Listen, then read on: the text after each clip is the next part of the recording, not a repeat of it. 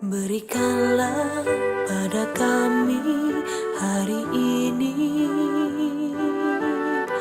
makanan kami yang secukupnya. Ampunilah akan kesalahan kami, seperti kami pun mengampuni orang yang bersalah kepada kami.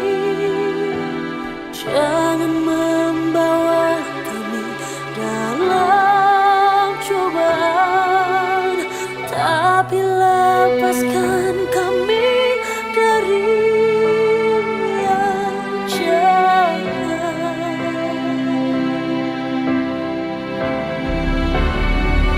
Karena Engkau mempunyai kerajaan dan kuasa dan kemuliaan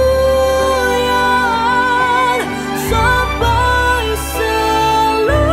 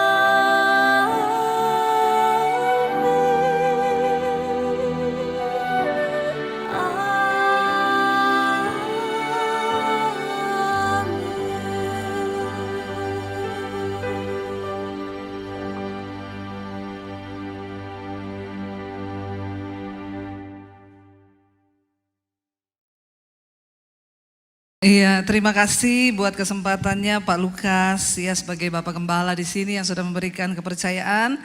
Ya, saya percaya kita semua dalam anugerah dan pemeliharaan Tuhan yang luar biasa. Apa kabar saudara hari ini? Kenapa kita luar biasa? Karena kita punya Tuhan yang luar biasa. Hari ini tadi pagi saya menyampaikan firman Tuhan tentang hidup ini bukanlah soal mencapai semua yang kita inginkan, tapi mencapai apa yang Tuhan inginkan. Ya, saudara bisa dengarkan di ibadah online dari BMC tadi pagi, dan hari ini kita akan sama-sama belajar tentang mengejar keinginan. Jadi gini saudara, setiap manusia itu pasti punya keinginan. Siapa di sini yang punya keinginan? Keinginan apa aja? Angkat tangan. Yang enggak punya keinginan ini berarti robot. Kita semua pasti punya keinginan, dan tidak sedikit dari manusia yang hidupnya itu dikontrol oleh keinginannya. Tapi hari ini kita harus mengerti keinginan macam apa yang sedang kita buru, ya supaya kita tidak salah. Karena pada akhirnya banyak orang binasa karena dia salah mengikuti atau mengejar keinginan di dalam hidupnya. Kita buka bersama dulu Yudas pasal yang pertama ayat yang ke-7, saudara. Baru dengar ayatnya saja kayaknya sudah menakutkan. Yudas ini jarang dibuka, saudara, ya. Mari kita lihat Yudas pasal yang pertama ayat yang ke-7. Firman Tuhan berkata di sana demikian. Sama seperti Sodom, baca sama-sama 1, 2, 3.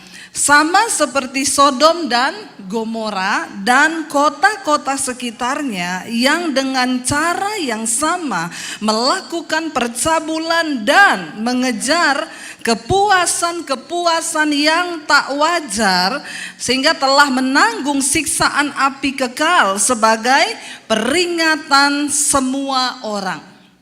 Garis bawahi, kota Sodom sampai hari ini itu menjadi peringatan bagi semua orang. Kenapa demikian? Saudara yang belum tahu, tolong belajar lagi Alkitab. Api belerang turun atas kota itu. Mengapa Tuhan begitu murka dengan kota Sodom? Karena di dalamnya terdapat orang-orang yang hanya mengejar melakukan percabulan yang pertama. Yang kedua yang lebih berbahaya di sana dikatakan, mengapa Tuhan itu menurunkan api belerang membinasakan seluruh kota Sodom dan Gomora? Yang pertama, karena terjadi dosa percabulan di sana. Homoseksual, lesbian itu terjadi. Yang kedua, ternyata yang tidak kurang dan yang tidak kalah penting kita harus garis bawahi, kenapa Tuhan menghukum kota itu? Karena dikatakan di sana, dan mereka semua apa? Mengejar kepuasan-kepuasan yang tak wajar. Garis bawahi, mengejar kepuasan yang tidak wajar. Saudara, kepuasan jiwa manusia itu tidak akan pernah bisa diisi dengan hal-hal yang terlihat mata. Contoh satu, kekayaan. Kalau Anda berpikir bahwa Anda akan merasa puas di hidup ini waktu Anda punya kekayaan, uang, deposit, Anda menikmati segala kemewahan, maka Anda sedang tersesat. Katakan amin. Itu sangat-sangat menyesatkan, karena harta tidak akan pernah bisa membuat jiwa manusia puas. Saya mau tanya, seenak apapun makanan di depan kita, ada yang bisa makan 10 piring? Ada di sini? Kita makan sedikit aja sudah, aduh ya ini perut rasanya, mau sekaya walaupun saudara bisa bayar makanan semewah apapun, semahal apapun, kita manusia itu punya batasnya. Apalagi ya perut manusia itu ada batasnya, sekaya apapun orang. Kita banyak melihat kan rumah tangga hancur justru waktu kaya. Ada orang yang datang konseling, Bu Debbie, suami saya itu loh dulu miskin Bu. Sama saya sama-sama berjuang dari nol, setelah kaya Bu selingkuh. Ya, kenapa seperti ini? Waktu dia masih belum punya apa-apa, dia berpikir kalau dia kaya dia akan bahagia. Ternyata ketika dia kaya, ada satu titik kejenuhan bagi manusia. Waktu engkau kaya, engkau akan merasa begini, oh jadi orang kaya itu cuma begini. Saya banyak ketemu orang-orang kaya yang kesepian.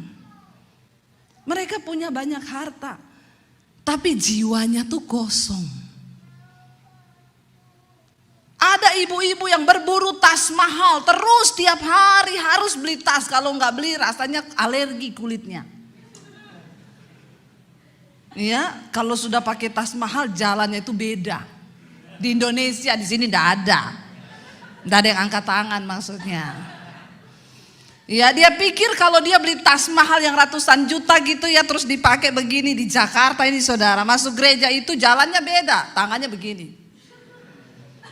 Masuk pintu orangnya belum kelihatan, tasnya duluan.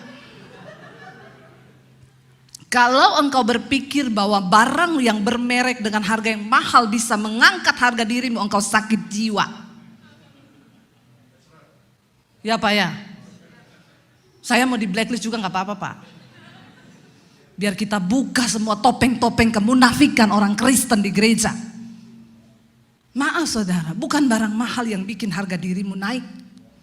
Saya mau pakai barang apa aja saya tetap pede. Kenapa? Yesus yang menjadi jati diri saya. Gak ada orang bisa bikin malu saya sekarang. Karena harga diriku tergantung pada Kristus. Bukan pada barang yang saya pakai. Kasihan teman saya udah pakai asli dipikir palsu. Kepahitan loh. Dia pakai sepatu mahal yang puluhan juta. Dia bilang sama saya, Bu, itu cowok itu orang kaya kenapa sepatunya sama kayak saya? Saya bilang enggak, dia kos-kosan naik motor, nggak punya mobil. Masa dia bisa beli sepatu sama saya? Saya bilang itu palsu, belinya di Jakarta Taman Puring. 700.000. Makanya saya lihat-lihat dia punya garis merah lebih panjang dia daripada saya. Saya bilang itu malah lebih mahal loh Pak garis merahnya. Karena dia pakai asli, ada orang pakai yang sama. Dia sibuk memperhitungkan itu asli apa palsu ya. Sakit jiwa nggak? Mau dia pakai asli mau palsu biarin aja. Itu loh yang jadi salah. Saya tahu ibu-ibu yang pakai merek itu tiap saya datang langsung lirik tas saya. Mereknya apa ya? Makanya saya lebih suka pakai yang tidak ada merek biar penasaran dia tasnya Bu Debbie ini berapa harganya ya. Wah dia nggak tahu di 1 M, ember. Anda tidak akan pernah puas. Waktu Anda berburu yang begitu, Anda akan terus diikuti setan dan setan dan setan. Dan akhirnya kacau. Ada seorang bapak itu kok dia di konseling sama saya. Ceritanya ada seorang ibu suaminya selingkuh. Dia datang kepada saya, Bu, suami saya berselingkuh, Bu. Saya ini kurang cantik apa? Istrinya sudah tarik benang, tarik kabel, tarik kawat. Ya, sampai kalau tersenyum aja susah loh, saudara. Karena nggak bisa ketawa kayak saya. Nanti ting putus, saudara. Waktu putus tiba-tiba mengkeret. Capcay deh hidup ini ya. Nggak usah banyak pencitraan. Bangun kecantikan batinia. Itu yang Tuhan lihat. Bu, saya kurang apa Bu? Cantik sudah, tiap hari saya berdandan loh. Akhirnya satu saat saya bilang, saya pengen ketemu suami ibu deh. Saya gak bisa dengar satu pihak. Ketemu suaminya bilang, Bu bagaimana Bu saya gak jengkel sama istri saya. Saya cukupi uang, tiap kali mau ke gereja minta beli tas baru. Kalau tasnya yang cuma 15 juta, 50 juta, oke lah ibu tahu satu tas ratusan juta. Saya bilang, kamu kan kemarin udah beli yang itu, tapi kan udah dipakai, ya malulah dilihat orang saya udah pernah pakai. Saya bilang, ibu ternyata ibu yang sakit jiwa. Makanya suamimu selingkuh. Bertobat saudara.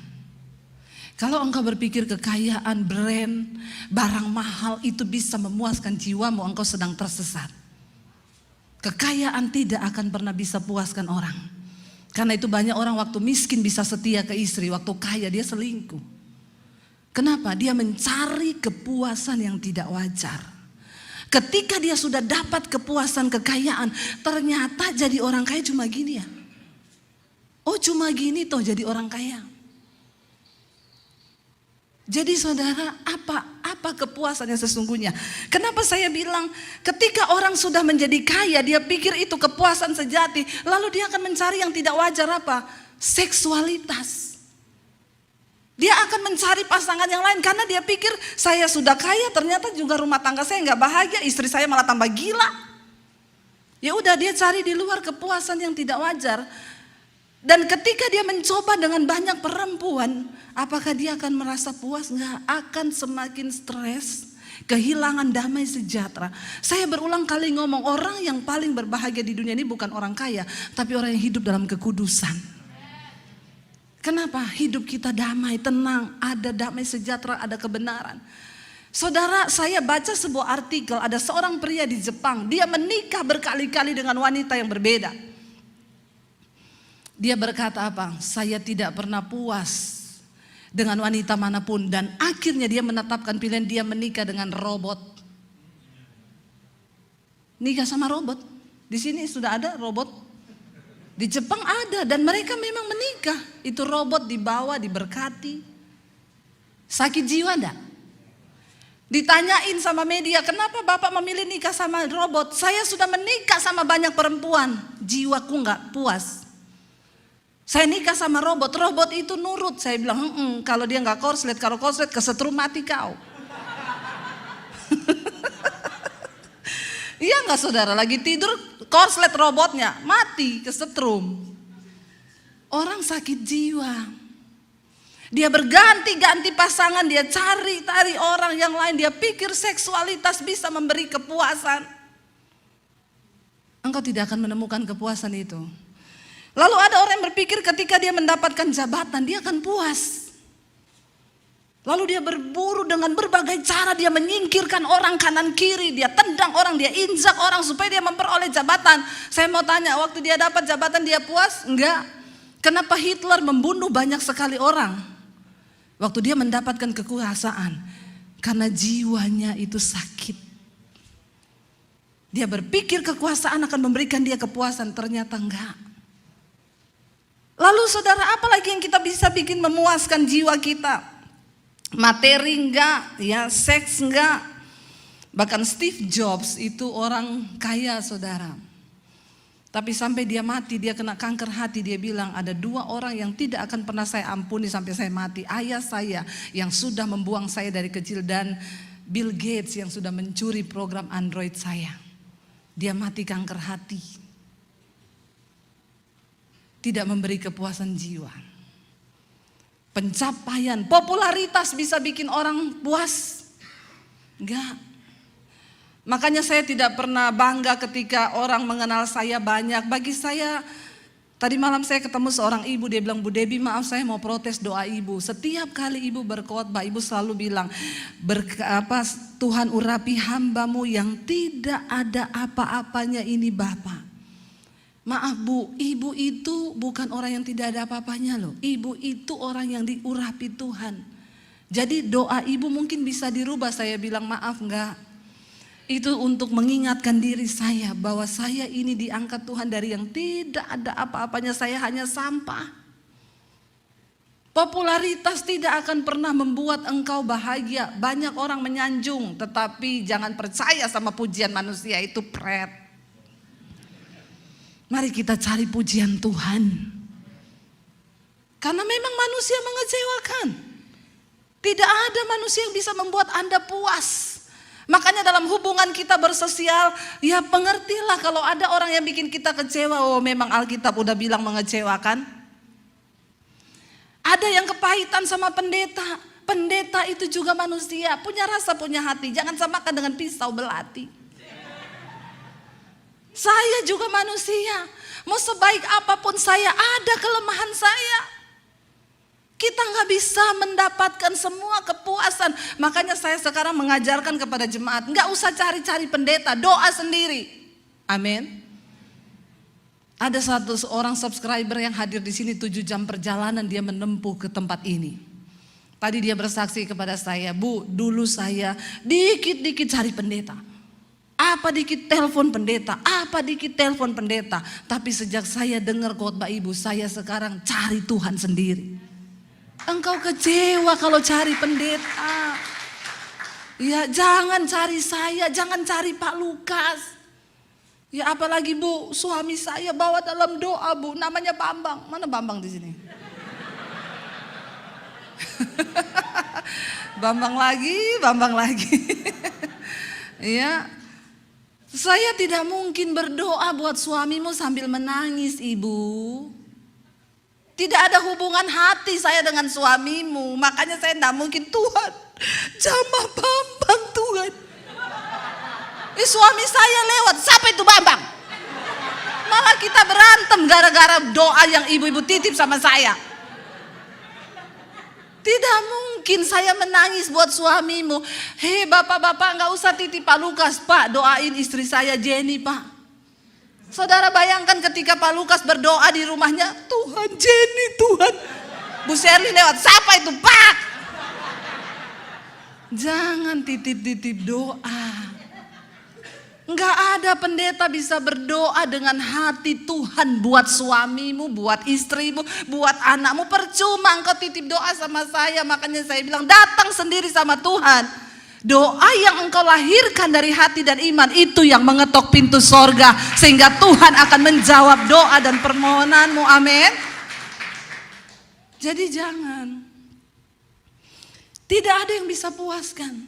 Seks, harta, kekayaan anak-anak muda yang ada di sini. Jangan kau coba-coba seks. Karena ikut-ikutan orang. Jaga kekudusan hidupmu. Ya, jangan ikuti dunia ini. Jangan, firman Tuhan berkata, jangan engkau berubah. Jangan menjadi sama dengan dunia ini. Ya, cari sesuatu yang berkenan kepada Tuhan.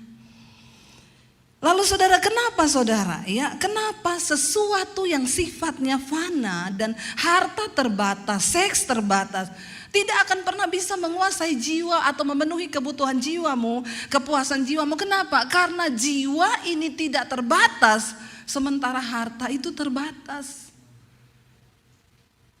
Sekaya apapun engkau, satu saat itu bisa diambil Tuhan daripadamu. Saya melihat di masa pandemi ini banyak orang kaya digoncang. Dari sini mereka baru menyadari berarti gak ada apa-apanya. Mau jual aset aja gak laku. Jadi jangan taruh harapanmu pada sesuatu yang tidak kekal. Nah, kenapa harta, seks, jabatan, pangkat, popularitas itu gak bisa isi sesuatu dalam jiwa manusia? Karena jiwa manusia itu gak terbatas. Kepuasan jiwa kita tidak pernah terbatas.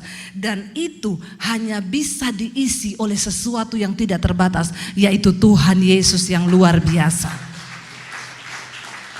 Dia cukup, saudara. Ketika seseorang melayani, banyak orang melayani, saudara. Bahkan hamba Tuhan, pendeta, banyak. Dan semua motivasi pelayanan itu kan gak ada yang tahu. Cuma Tuhan juga yang tahu. Waktu seorang hamba Tuhan melayani dengan sebuah tujuan uang, mengejar kekayaan, saya mau bilang, maka ketika dia sudah punya gereja besar, gedung gereja besar, depositnya banyak, dia akan berhenti melayani. Makanya kalau ada orang mau konseling, dia bilang, suruh saya itu pekerja sana, konseling itu. Tapi ketika kita melakukan itu karena kita mencintai Tuhan, maka semua yang Tuhan beri bonus itu. Makanya kan kita sekarang banyak orang bertanya, Bu, itu pendeta sekarang kok udah gak pelayanan ya, udah gak ini ya. Saya memberitakan firman, tidak akan pernah berhenti saya memberitakan firman. Saudara mau marah sama saya, saudara percaya atau tidak percaya, tugas saya adalah memberitakan firman, karena itu panggilan hidupku. Kalau saya gak memberitakan firman, maka saya akan merasa kering.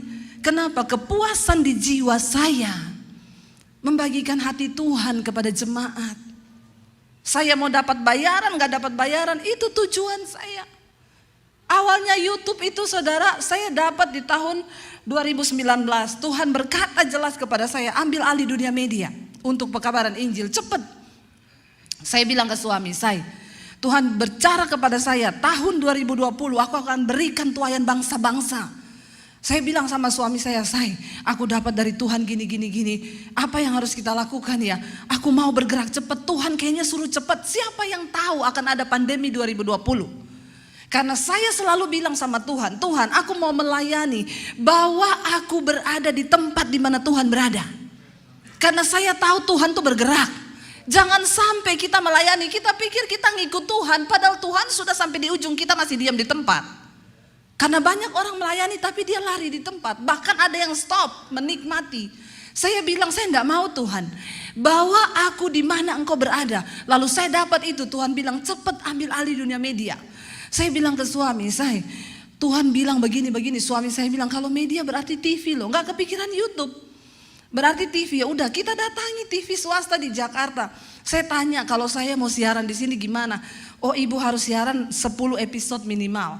Pakai studio kami, peralatan kami supaya memenuhi standar TV. Bayarannya berapa? 1 episode 6 juta, 10 episode 60 juta. Saya tanya, sudah pasti tayang? Belum. Keluar 60 juta belum pasti tayang. Waduh, mikir juga saya ya, kalau gitu enggak jadi deh. Saya bilang ke suami, gimana ya? Ya apalagi. Tapi saya bilang, Tuhan saya mau loh, tapi bukan jalan, apa yang harus saya lakukan? Satu kali saya pelayanan ke Bali. Di sana Saya duduk ya di satu kafe dengan mami saya karena kita mau ketemu orang. Saya lagi duduk, ada orang syuting di kafe itu. Kebetulan produsernya duduk di samping meja saya tanya, "Pak, ini lagi syuting apa?" "Lagi bikin TV, Bu." "Di mana?" "Di YouTube." "Oh, bisa ya?"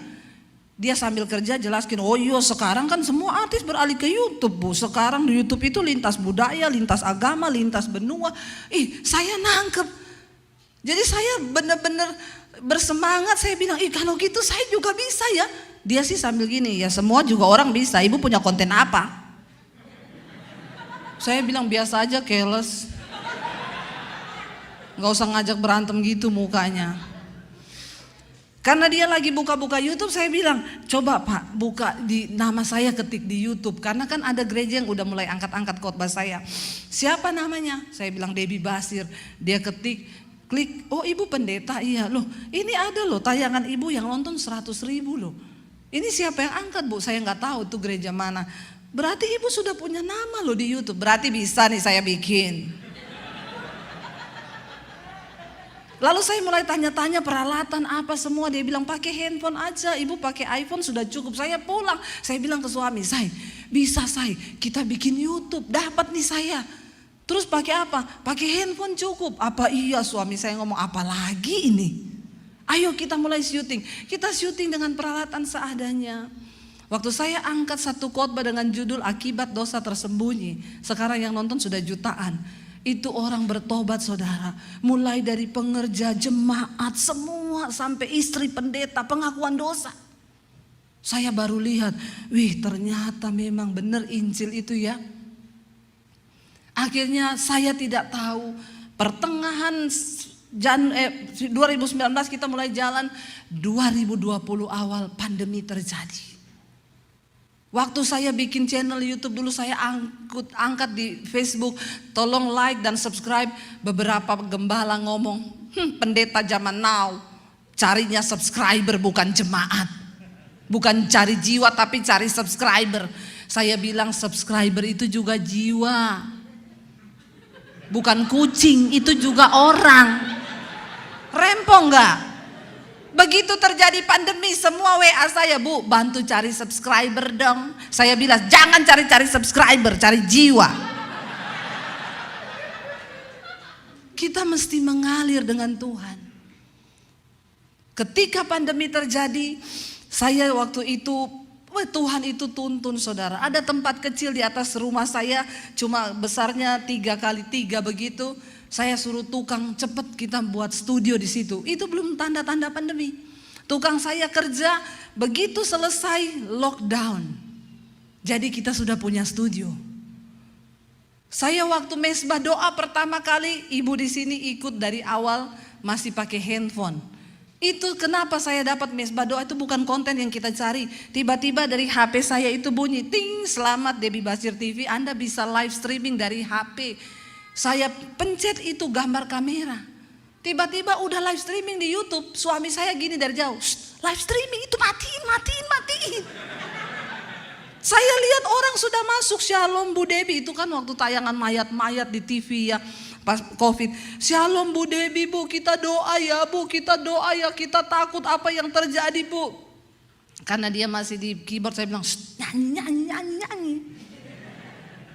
Live streaming pertama masuk 2.000-3.000 orang. Mereka bilang, "Bu, besok malam lagi ya." Dari Maret 2020 sampai hari ini mesbah doa tidak pernah bolong satu hari pun. Semua karena anugerah Tuhan. Ya saudara, ya saya mengucap syukur itu kalau kita ikut Tuhan tuh itu luar biasa. Ya, dan makanya saya bilang, kalau orang melayani hanya untuk kepuasan jiwa, cari uang atau apapun, dia akan berhenti stuck di situ. Padahal Tuhan itu bergerak. Nah, ketika pendeta stuck, jemaatnya mati. Tidak mengalami pertumbuhan iman lagi. Karena mereka nggak nangkep sesuatu yang dari Tuhan. Tuhan masih ada. Saya menemukan ada begitu banyak jemaat yang kering. Mereka tidak lagi mengalami Tuhan. Mereka beribadah hanya minggu ke gereja, pulang seperti zombie yang gak ada apa-apanya lagi. Bahkan udah gak pernah meneteskan air mata. Sudah kehilangan kasih yang mula-mula, rugi saudara. Apalagi menjelang akhir zaman ini kita harus semakin meneguhkan iman kita di dalam Tuhan. Di sini dikatakan kenapa semua tidak bisa memuaskan? Karena jiwa manusia itu tidak terbatas. Dan itu hanya bisa diisi oleh Tuhan yang tidak terbatas. Saudara, orang-orang yang pernah mengalami Tuhan, mereka tidak akan pernah puas dengan Tuhan. Mereka akan terus mengejar Tuhan.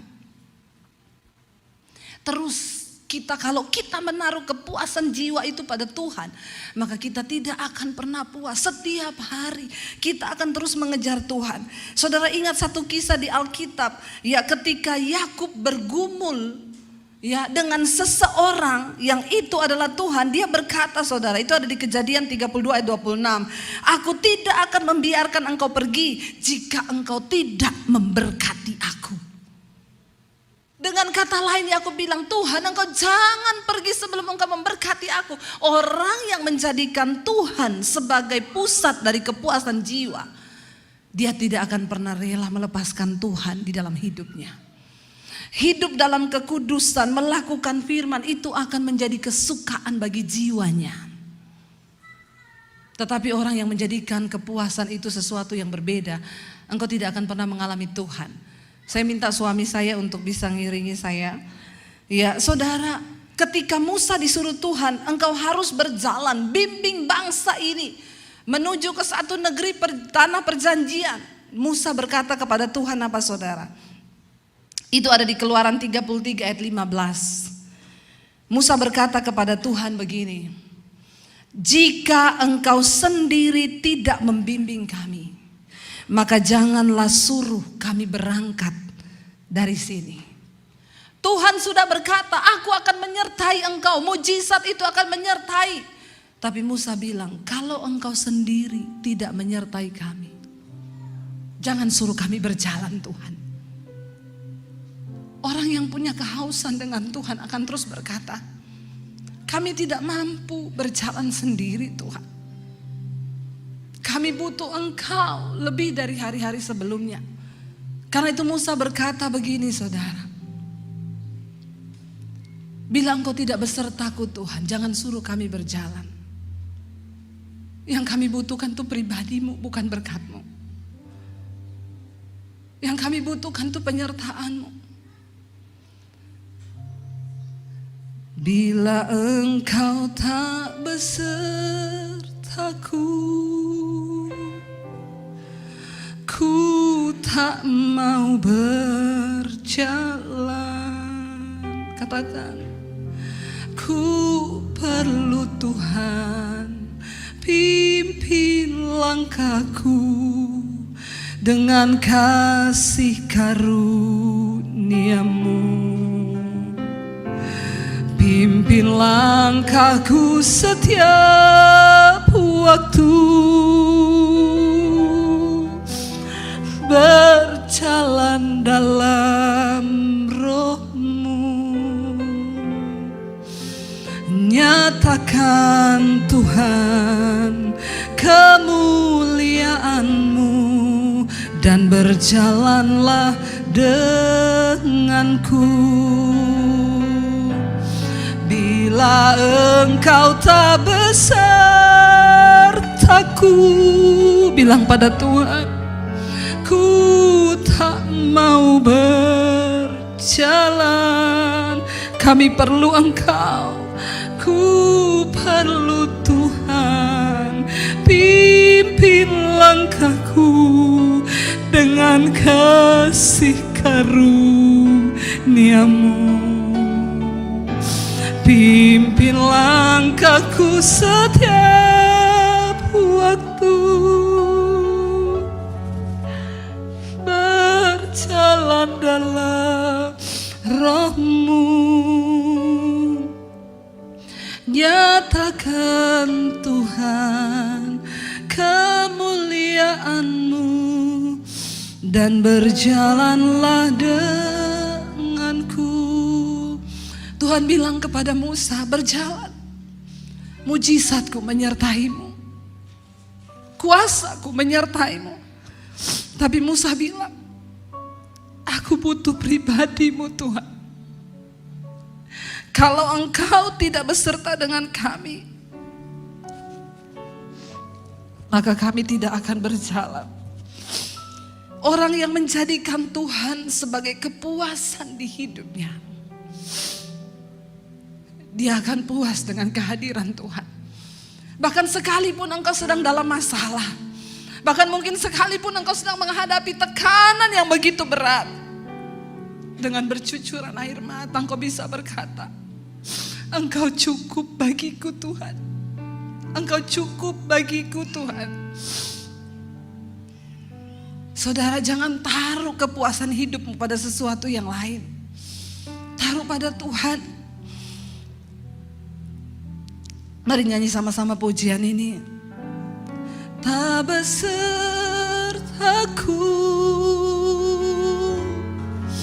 ku tak mau berjalan.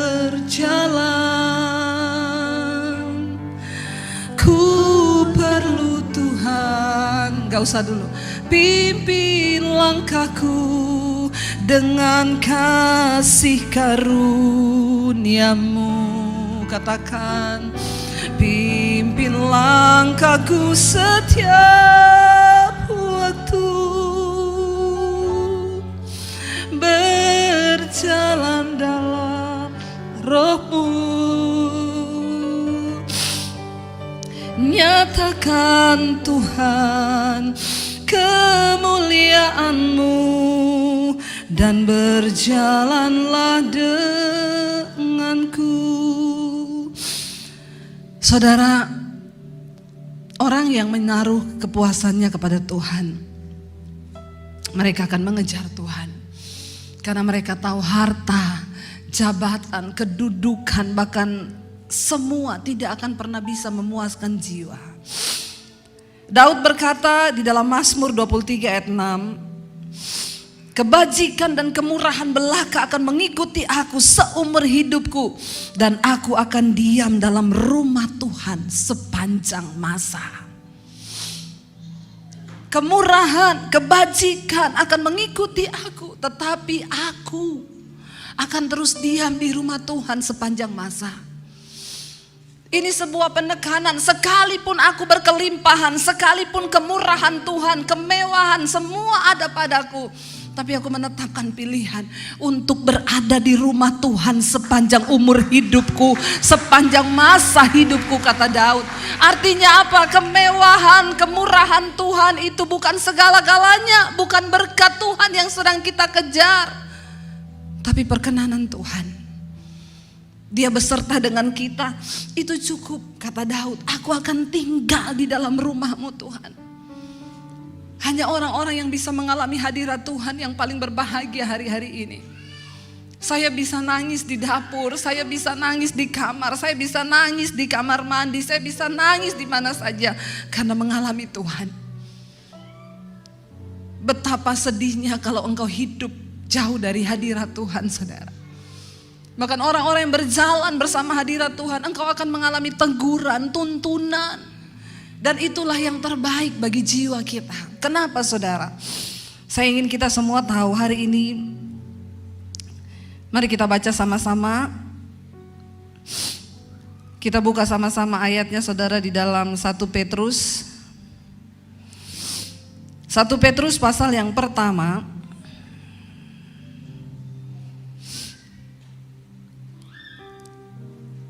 Sebentar saudara, karena ini saya sebenarnya tidak. Ya, 1 Petrus 1 mulai ayat yang ke-8 bisa dikatakan.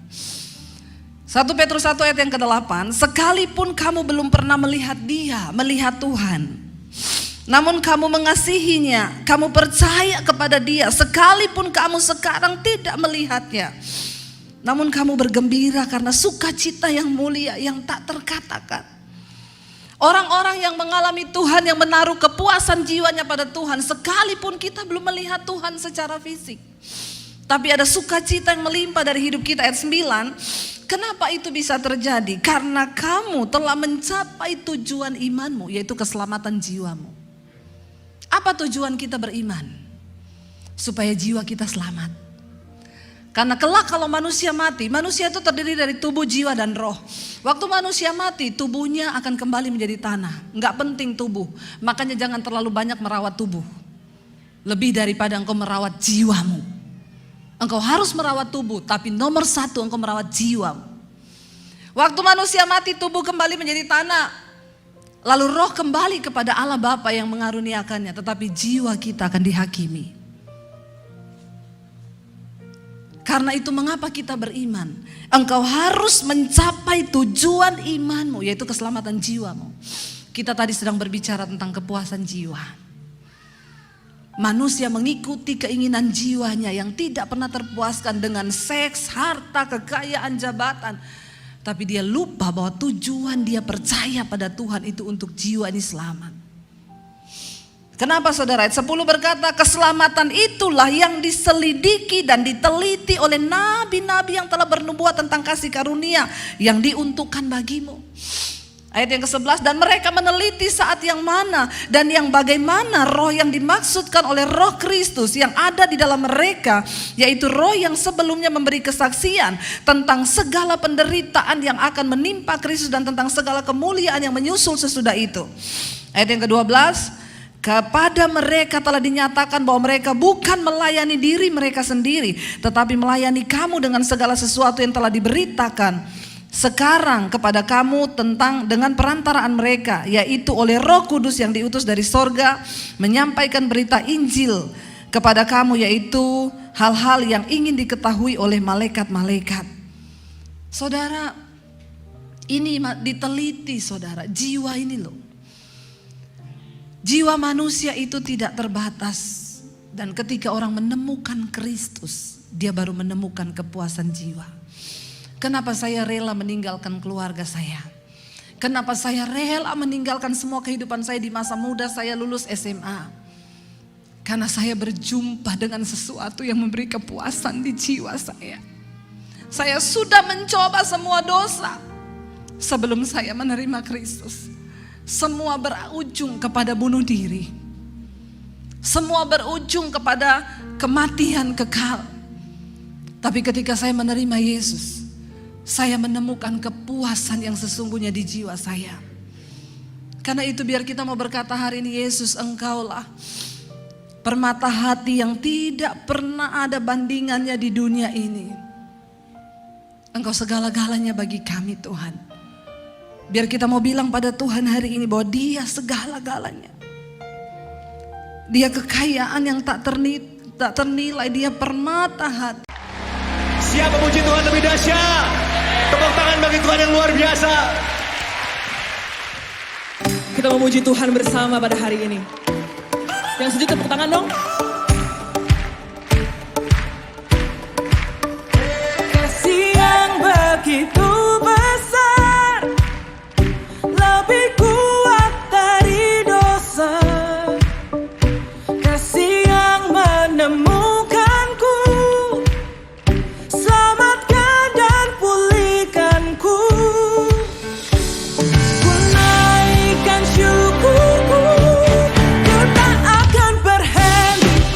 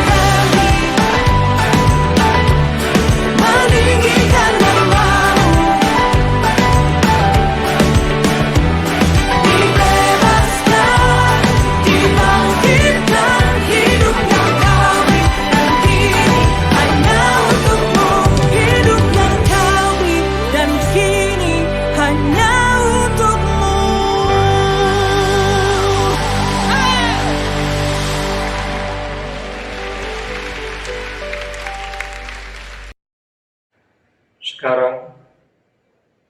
Terima kasih karunia dan damai sejahtera Tuhan Yesus Kristus, dan kasih Allah Bapa kita, serta persekutuan Roh Kudus menyertai setiap kita sekarang, seterusnya, dan selamanya. Amin.